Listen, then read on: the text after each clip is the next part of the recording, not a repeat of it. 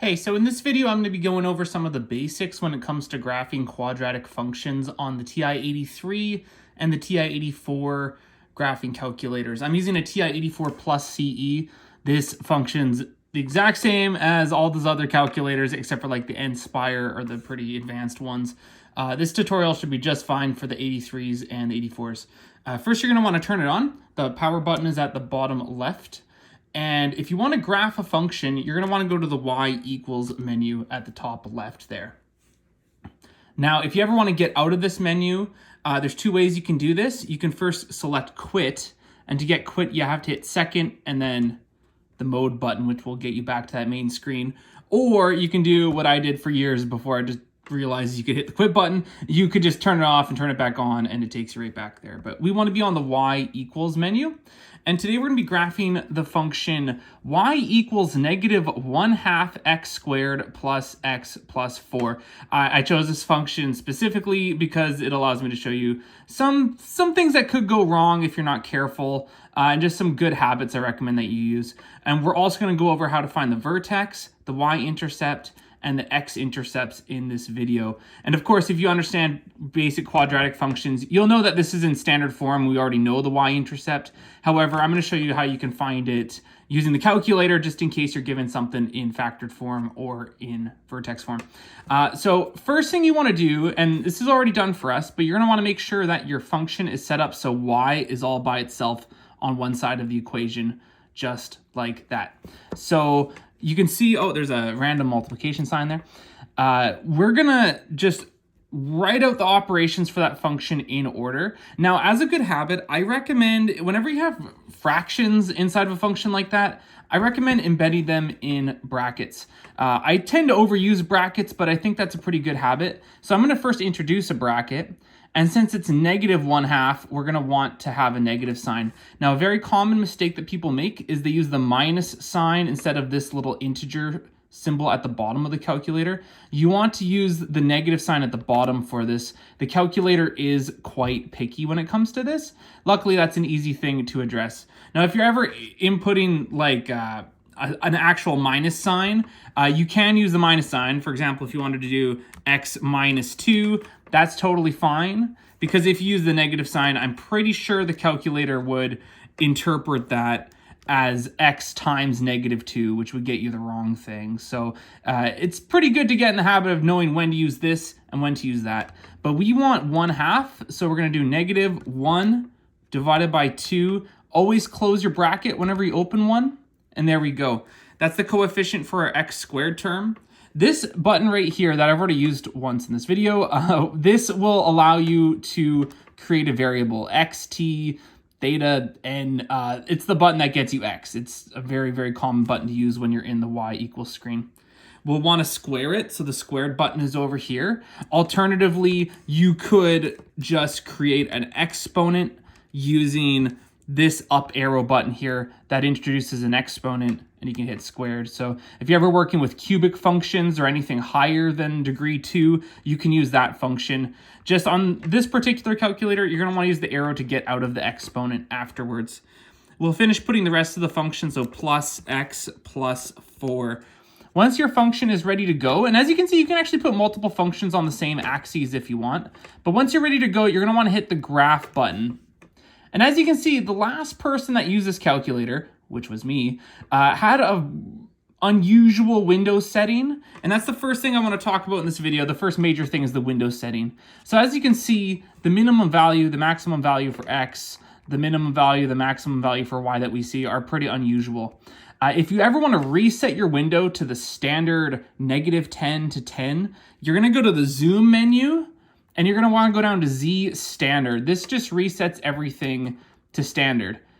And as you can see, we have a pretty normal looking window, and we can see all of the main things on the quadratic. Now, let's say you wanted to zoom in on some of those key points like the vertex, the x-intercept, and the y-intercept. Now, one thing I don't really recommend, but it can be handy sometimes, is if you go to the zoom menu and use zoom in. Now, the problem with that is, in the case of functions like this one, you zoom in and hit enter, and it zoomed in a little bit too much, and now we can't see really any of those things you wanted to see. So let's reset everything by going to standard. And we're going to manually change the window. Now you got to plan this out a little bit. You can see in the positive Y section here, there's nothing really going on beyond, I don't know, maybe a Y value of 5 or a Y value of 6. So what we can do is we can adjust our Y max and we can bring it down a little bit. See what that looks like. Okay, cool. We zoomed in a little bit there. And we can also see there's nothing really of note going on in the negative Y either. We know it's going to be going down to negative infinity. Otherwise, nothing really of note. So we can even bring our Y minimum up to, I don't know, maybe -2, just so we can at least see the axes, see what's going on there. Cool, so we're already zooming in a bit more. And finally, we can bring our X values in a little bit too. So you can see we have something going on there at -2 and something going on there around 4. So maybe we'll bring it in to -3 to 3. You always want to make sure that your minimum is a smaller number than your maximum. If that doesn't happen, your calculator will yell at you, which is a good thing. It tells you, hey, there's something wrong, you need to address it. So I'm going to go with this window setting.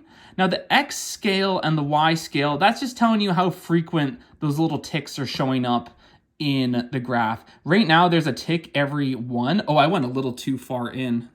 My bad. Let's go to 5. Wasn't paying attention there. I'm not doing a second take on this video, so we're gonna keep it like this. There we go. We can see everything that we want to see. Yeah, okay. And yeah, we can see there's a tick every 1. If we wanted to space that out, we could maybe make it so there's a tick every 2 X values. And you can see now, yeah, it's spaced out a bit more. Now, usually you're going to want to keep it at 1, but there are cases where you're working with really large numbers or really small numbers, or maybe you're working with trigonometric functions and you want to do kind of a custom scale. You can do that at that menu. Okay, so as promised, we're going to look at how you can find the vertex, the y-intercept, and the x-intercept using the calculator. Now, this is a negatively oriented quadratic, which means it's going to have a maximum value. And luckily there is a way we can get that using the calculator. You're gonna wanna go to this calc menu here. So since it's in blue, you're gonna wanna hit second and then calc, and then you have a little menu here. We're gonna actually use one of these other functions shortly, but since this is a negatively oriented quadratic, we're gonna wanna use the maximum function, option 4. Now it asks for a left bound. Pretty much what that's saying is it wants you to select a point that's on the left side of that vertex. So let's just scroll over a bit. That's pretty safe. Hit enter. Now it says right bound. You're gonna want to use the arrows here to scroll over to the right side of that vertex. Hit enter. And then it says the word guess. I never really understood that. I just hit enter one more time. And then it gives you the vertex. Now here's one thing that the TI83 and 84 calculators like to do. Notice how that says 0.9999, you know, really, really close to 1, but it's not saying 1. I don't know why it does that. In cases like that, you're pretty safe to just round to 1. In fact, if you converted that original function into vertex form, you would realize, yeah, it does have an x value of 1 and a y value of 4.5. So that is what you can put onto your page if you're working through this problem yourself. There's a vertex at 1 and 4.5, or if you want to put it into fraction form, 9/2, I believe that is. So there you go. Next, we're going to do the y-intercept. Now again, this quadratic's already in standard form, so we know it's going to be at 4. In fact, it looks like it's at 4 just by observation. However, if you're given a quadratic that's not in standard form and you want to use the calculator to get that y-intercept, it's pretty easy. You're going to want to hit the trace button. And what the trace button lets you do is it allows you to get a y value given an x value. If you tell the calculator a certain x value, it will give you the y value that is associated to it. So you're going to hit trace, and then you're going to hit 0. And you're going to tell the calculator, hey, what's the y value when x is 0? You'll then hit enter, and it will take you right there. And as expected, yeah, the y-intercept is at 0 and 4. Exactly what we expected because we know that's the c value of this quadratic. Finally, the x-intercepts. This is a really, really useful tool to use on these calculators.